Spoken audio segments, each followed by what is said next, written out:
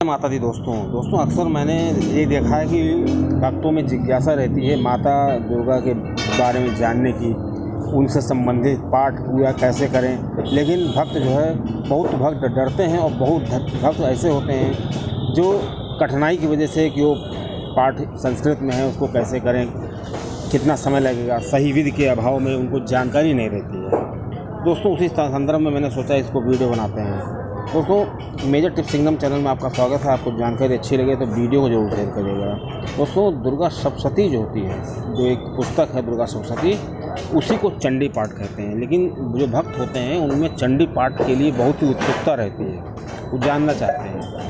और दोस्तों चंडी पाठ जो है वो उसको करने से दुर्गा जी की कृपा प्राप्त होती है, बहुत असीम शक्ति होती है उसमें। और दोस्तों ये जो सप्तशती का पाठ है उसको कब करना सबसे ज़्यादा श्रेयकर रहता है, तो दुर्गा सप्तशती का पाठ करना जो नवरात्र आती हैं। नवरात्र दो तरीके की होती हैं, एक नवरात्र प्रत्यक्ष होती हैं, एक अप्रत्यक्ष होती हैं, एक गुप्त नवरात्र होती है। दोस्तों जो प्रत्यक्ष नवरात्रि होती हैं या अप्रत्यक्ष, दोनों नवरात्रियों में कर सकते हैं इनको। अब दोस्तों आपको बता दें कि प्रत्यक्ष नवरात्रि साल में 2 बार आती है, सर्दी और मार्च में, और जो अप्रत्यक्ष नवरात्रि है वो भी साल में 2 बार आती है। दोस्तों वो बहुत कम ही लोग जानते हैं, उसमें 10 महाविद्याओं की पूजा की जाती है। अब दोस्तों ये 10 महाविद्याएँ कौन हैं?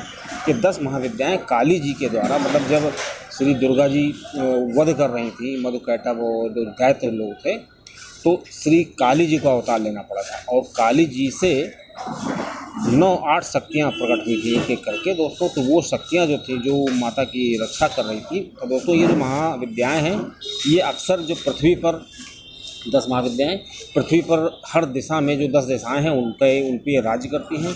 और पृथ्वी पर जब भी कोई संकट आया है, जैसे बगलामुखी माता है, जब कोई संकट आता है तो वो उस संकट को उबारने के लिए एक नई विद्या के रूप में उभर के आते हैं। दोस्तों ये उसकी मैंने अलग वीडियो बनाई है और आप कहेंगे दूसरी वीडियो बना दूंगा। फिलहाल आपको बता दें कि जो नवरात्रि है उसमें पाठ करना सबसे उत्तम रहता है। और पाठ 2 तरीके से किए जाते हैं, संकल्प लेके पाठ करना और बिना संकल्प लेके पाठ करना। दोस्तों संकल्प लेके पाठ करने का मतलब है अगर हमारे मन में कोई इच्छा है, कोई भक्त कुछ चाहता है कि उसके पुत्र की शादी हो जाए, बेटी की शादी हो जाए, वो मकान खरीदना चाहता है, या उसकी कोई समस्या चल रही है, कोर्ट केस चल रहा है, किसी भी तरह की जीवन में समस्या हो, तो आप इस पाठ को संकल्प लेकर के कर सकते हैं। और माता रानी की कृपा रही, आपके भाव जैसे होंगे आपको 3 दिन के अंदर रिजल्ट दिखाई देने लगेगा। दोस्तों अब इस पाठ को करने से पहले लोग सोचते हैं कि कैसे करें, वो पूजा शुरू कैसे करें। तो ये बहुत आसान है, संकल्प लेना बहुत आसान होता है। हाथ में जल ले लीजिए, अक्षत ले लीजिए, फूल ले लीजिए, जो नाम, अपने गांव का नाम, पिता का नाम, गोत्र का नाम ले करके बता दीजिए कि मैं जो है फला पाठ इतने दिन के लिए कर रहा हूँ, माता मुझे शक्ति दें इस पाठ को मैं पूरा कर सकूँ, और अगर मेरा पाठ पूरा हो गया तो मैं उद्यापन करूँगा और कन्याकुमारी खिलाऊँगा। इस तरह का आप संकल्प ले लीजिए। उसके बाद दोस्तों कुछ नहीं करना है, संकल्प लेने के बाद आप पाठ शुरू कर दीजिए।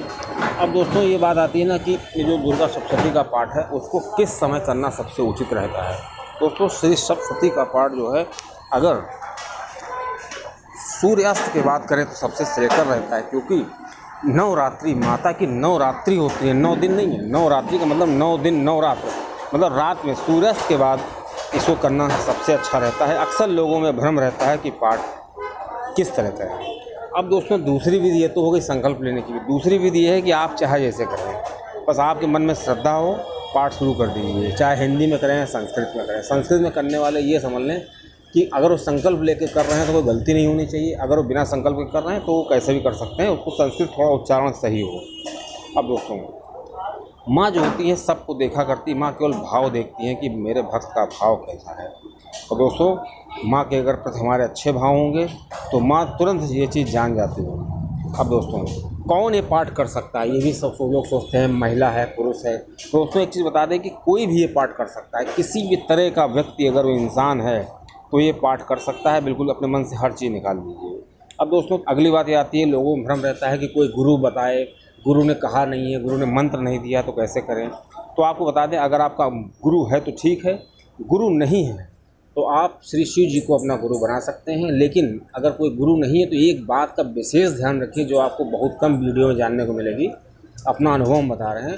कि सप्तशती का पाठ करने से पहले कम से कम 2-3 महीने तक आप शनि जी की माला का जाप करें। जैसे ओम नमः शिवाय, ओम नमो भगवते महावीराय है, इस तरह से, या श्री कृष्ण जी का ओम नमो भगवते वासुदेवाय, इस तरह के आप जाप करें।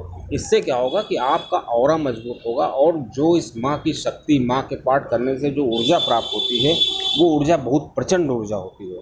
अब उस प्रचंड ऊर्जा को आप की कुंडलिनी में कैसे वो रखी जाएगी, कैसे वो उसको जगह मिलेगी, उसके लिए जैसे कहते हैं ना, एक बहुत आग का गोला है तो उसको रखने के लिए जगह भी उसी तरह की होनी चाहिए। इसलिए क्योंकि जो माँ के मंत्र होते हैं सप्तशती में, सब मंत्र ही मंत्र, 700 मंत्र हैं लगभग। अब दोस्तों इतने जो जटिल मंत्र होते हैं, उन मंत्रों से जो ऊर्जा प्राप्त होती है वो कोई मामूली ऊर्जा नहीं होगी। उसके लिए हमें अपने आप को मजबूत बनाना होगा।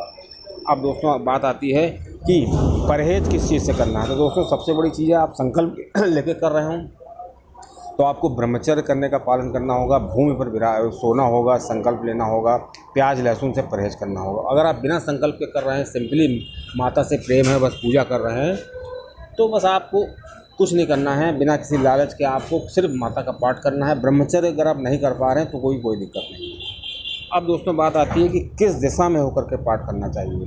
दोस्तों दिशा आपको बता दें कि कोई भी पाठ आप करें तो पूरब, पश्चिम और उत्तर, ये 3 दिशाएं सबसे उत्तम मानी गई हैं। लेकिन जो सबसे उत्तम दिशा है वो उत्तर की दिशा होती है। उत्तर दिशा में माता का स्थान होता है, माता अपने भक्त से प्रसन्न रहती है इस तरफ जो पाठ करता है। अब दोस्तों आसन की बात आ जाती है। आसन कैसा होना चाहिए? हमारा लाल आसन होना चाहिए। और दूसरी चीज़ ये है कि हमें ना तो आसन किसी का लेना है, ना तो किसी को देना है। समय मैंने आपको बता दिया। अब दोस्तों कब करना है? नवरात्रि से शुरू करना है। और पूरा पाठ अगर हम नहीं कर सकते हैं तो आपको बता दें, आप एक पाठ भी कर सकते हैं। और अगर भक्त सक्षम है संस्कृत का पाठ करने के लिए, संकल्प वाले और बिना संकल्प वाले, वो दोनों, अर्गला, कीलक और कवच, ये 3 पाठ तो उनको करने ही हैं। सप्त श्लोकी दुर्गा पढ़नी है। और उसके बाद उनको जो क्षमा प्रार्थना और दुर्गा तंत्रोक्त, ये सबसे आखिर में दिया गया है। और उसके बाद सिद्ध कुंजिका का पाठ करना है। ये पाठ बहुत ज़रूरी होते हैं। अगर भक्त सक्षम है तो पूरी दुर्गा सप्तशती पढ़े। और उसका भी नियम है कि वो एक दिन में 2 पाठ करे, सुबह एक फिर शाम को दूसरा, या सामयिक करे तो 2 पाठ करे। उसी तरह 7 दिन में 13 पाठ हो जाएंगे और वो संकल्प ले लेगा। इसकी भी मैंने एक वीडियो बनाई है कि कब कैसे पाठ करना चाहिए, आप चेक करिएगा। और उसके बाद कुंवारी खिलाना बहुत ज़रूरी होता है। अगर कुंवारी कन्या नहीं मिलती है तो मंदिर में दान दे सकते हैं। हवन करना बहुत ज़रूरी होता है। और अगर हम हवन नहीं कर सकते हैं तो उसके लिए हमें किसी भी तरह कंडा ले लेना चाहिए, उस पर अग्यार कर देना चाहिए। लेकिन हवन हो जाए तो बहुत अच्छा है, क्योंकि बिना हवन के ये पूरा नहीं माना जाता है। अब दोस्तों जो आपको बता दें, समय मैंने बता दिया। अब कब करते हैं? नवरात्र शुरू करते हैं। नुकसान क्या है? इसमें कोई नुकसान नहीं होता है। अगर हम संस्कृत में कर रहे हैं तो थोड़ा उच्चारण शुद्ध होना चाहिए। इससे क्या होता, फ़ायदा क्या है? हमें भूत प्रेत की बाधा, किसी तरह की बाधा, डाकनी शाकनी या किसी भी तरह की कोई बाधा, कोई डर, कोई शत्रु, किसी से दुश्मनी हो तो वो सभी कुछ माँ सेटल कर देती हैं। भक्त को कुछ नहीं करना होता, सिर्फ पाठ करना होता है। दोस्तों अब इसका जो सबसे अच्छा विधान हमारे हिसाब से है, भक्त अगर इसको सिद्ध करना चाहता है तो नवरात्र से 41 दिन तक संकल्प लेकर के रोज़ पाठ करे पूरे सप्तशती का। और दोस्तों वो देखेगा कि उसकी जो मनोकामना होगी वो तो 2 ही 3 दिन में, हफ्ते भर में पूरी हो जाएगी, नवरात्र के अंदर ही पूरी हो जाएगी। कोई शुभ समाचार मिलेगा और उसकी सप्तशती सिद्ध हो जाएगी। सिद्ध होने के बाद उसके सभी काम बहुत आसानी से बनते चले जाएंगे। अब दोस्तों आपको बता दें कि इसमें जो मुख्य पाठ है, शुरुआत में जो सप्तश्लोकी दुर्गा है वो तो आपको पढ़ना ही पढ़ना है। उसके बाद दुर्गा जी के 108 नाम है, उनका आपको जाप करना है, उनको उसका पाठ करना है। और कवच, अर्गला, कीलक, ये तीनों लाइन से दिए हुए हैं, आपको इनका पाठ करना है। तो कवच से क्या होता है कि हमको सुरक्षा प्राप्त हो जाती है। हमारे शरीर के सभी अंगों की विभिन्न माताएं रक्षा करती है। माता जी के विभिन्न रूप हैं, वो रक्षा करते हैं।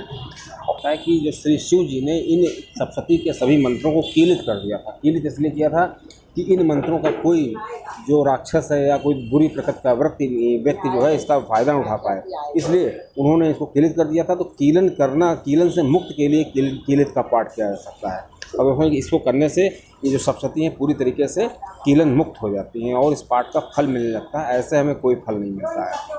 और दोस्तों इन पाठों के बाद हम दुर्गा सिद्ध कुंजिका का भी पाठ कर सकते हैं। तो सिद्ध कुंजिका एक ऐसी चीज़ होती है जो सप्तशती के आखिर में दी होती है। उसका 2 पन्ने का पाठ है, मुश्किल से 5 मिनट भी नहीं लगता है। और इसका पाठ करने से व्यक्ति के अंदर बहुत ही तेज ऊर्जा का प्रवाह होता है, क्योंकि ये बीज मंत्रों से बना हुआ है। और इस पाठ को करने से पहले एक चीज़ ध्यान रखें कि पाठ को कभी मन में नहीं करना चाहिए, जोर जोर करना चाहिए। और इस पाठ को आप कर रहे हैं तो उससे आपको जो ऊर्जा मिलेगी, उस ऊर्जा को संरक्षित करने के लिए आपको ब्रह्मचर्य करने का पालन करना बहुत ही ज़रूरी होता है। तो दोस्तों, और एक चीज़ और भी है कि अगर कोई सप्तशती पूरी 700 श्लोक न पढ़ना चाहे तो केवल कुंजिका स्त्रोत की इतनी महिमा है कि वो केवल कुंजिका स्त्रोत का पाठ करे तो उसको वही फल प्राप्त होगा जो पूरी सिद्ध सप्तशती का पाठ करने से प्राप्त होता है।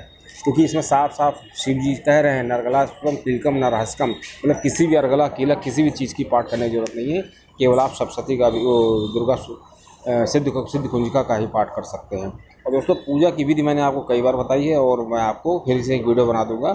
इसके लिए सिंपल एक कलश की स्थापना करनी होती है। अगर कलश स्थापना नहीं कर पा रहे हैं फिर भी आपको कोई दिक्कत की बात नहीं है। अब दोस्तों, सब ये तो मैंने आपको बता दिया सब। अब दोस्तों, इसके बाद क्या है कि इसमें इस सप्तशती के पाठ करने से पहले एक बहुत महत्वपूर्ण बात है कि हमें निर्वाण मंत्र का एक माला जरूर करनी चाहिए। निर्वाण मंत्र मतलब ओम ऐं ह्रीं क्लीं चामुंडाय विच्चे, ये 9 अक्षरों से मिला हुआ मंत्र है, बना हुआ मंत्र है। इसकी एक माला जो है अर्गला कीलक और कवच करने के बाद एक माला करनी चाहिए। जैसे पहला अध्याय शुरू करें उसके पहले पाठ कर लें, और हो सके तो जब पूरा इस सप्तशती पाठ कर ले तो उसके बाद भी एक जो माला जो है निर्वाण मंत्र की ज़रूर करें। इससे क्या होता है कि जो हमको जो ऊर्जा प्राप्त होती है उसको बैलेंस बनाने में बहुत ही मदद मिलती है। अब दोस्तों, जब हम निर्वाण मंत्र का पाठ कर लें, सारे जो पाठ कर लें, तो उसके बाद क्या होता है, तंत्रोक्त देवी सूत्र दिए हुए हैं पाठों के आखिर में, उनका पाठ करें और फिर दुर्गा जी से क्षमा प्राप्त करें।